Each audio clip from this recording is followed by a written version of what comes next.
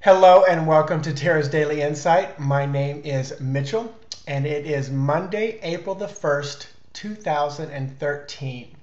And since it is the first of the month, this will be our Fool's Spread for 2013 continued.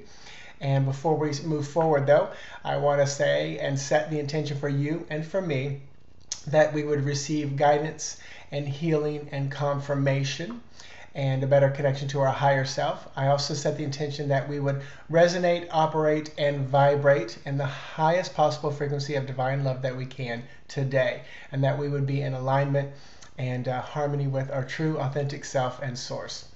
So with all that being said, I'm going to dive right in and go for it. Now, our card for this month is Nine of Wands. So at this moment, I'm going to go ahead and bring that Nine of Wands in and talk about that card. Very powerful card. It shows us that there's just a little bit work left, but we've got this. You know, the number 9 is a very dynamic number. Yesterday we had nothing but the 1, the 3, the 5, the 7, the 9, all the odd numbers, all the very dynamic numbers. And here we are with the Nine of Wands, still an odd and dynamic number, but bringing things kind of to a completion. Last night on Blog Talk Radio, I talked a little bit about there was a lot of change and closure. And I felt like March was a pretty heavy month for a lot of people. A lot of physical things going on, changes and upsets and dis-ease and things that we manifested and call illness and flus and colds and things like that. But I feel like April is the end of all that, the change and the closure. So we're going to pull 3 more cards and to continue on that Nine of Wands. And if you haven't watched the full video, I'll put the link in here. I'll put it right up here. And if you're watching on a smartphone, then I'll put it down in the notes that you can click on that to see the video that I did on December 20th. So pulling right off the top, and I'll draw 3 cards. So I tell you, this is another card about endings. The Six of Swords. So the Six of Swords is another card that is about bringing things to an end, moving on to something better. The 6 is a little bit more passive and receptive, feminine number. As you can see, the woman in the boat with the light behind her, she's traveling forward into a better place. Many of the cards and other decks, when you see this card, it will have rough water on one side and smooth on the other. And it's kind of a little bit of a thought of moving on to something better. This card can represent death and the ending of a life, moving on to something better as well. So bringing in the next card, which is the Chariot. So the Chariot card is a lot of movement, a lot of changes. It is a number 7. Excuse me. Ending things.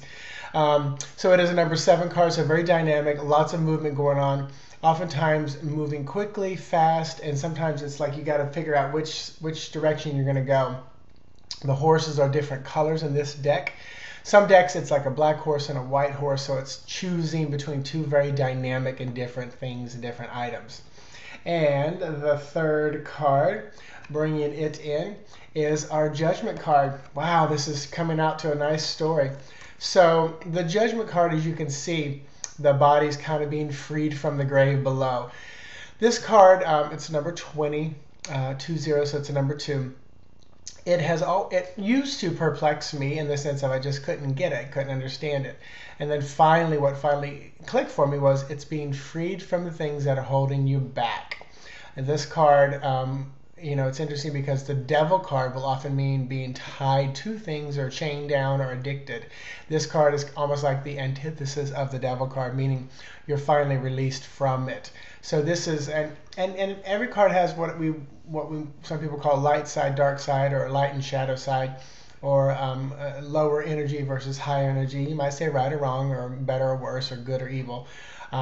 I just like to think of it as energy and vibrating higher or lower. So this one, vibrating at its highest form, you are freed from the things holding you back. At its lowest form, you're still there struggling, and all you have to do is change the energy and your perspective and move into that. So, for this month, like I said, the Nine of Wands, we have a little bit of work left. And our Six of Swords is showing us that we are going to be moving into the changes with our Chariot, which are going to be very quick and very fast. But ultimately, this is all leading us to the Judgment card, which is being freed from the things that have been holding us back, tying us down. So this is the month of April. Pretty cool read for that month. It feels like we're all going to be able to take a breath now after such a long and crazy month of March that most of you have been echoing. So thank you for tuning in. Put my website down here at the bottom if you want to click on that. Like I said, if you're on a smartphone, I'll put these links in the notes. So you just go to the notes on the phone. You can click right to my website, sign up on my emailing list, share this with a friend if you enjoyed it. And I will talk to you guys.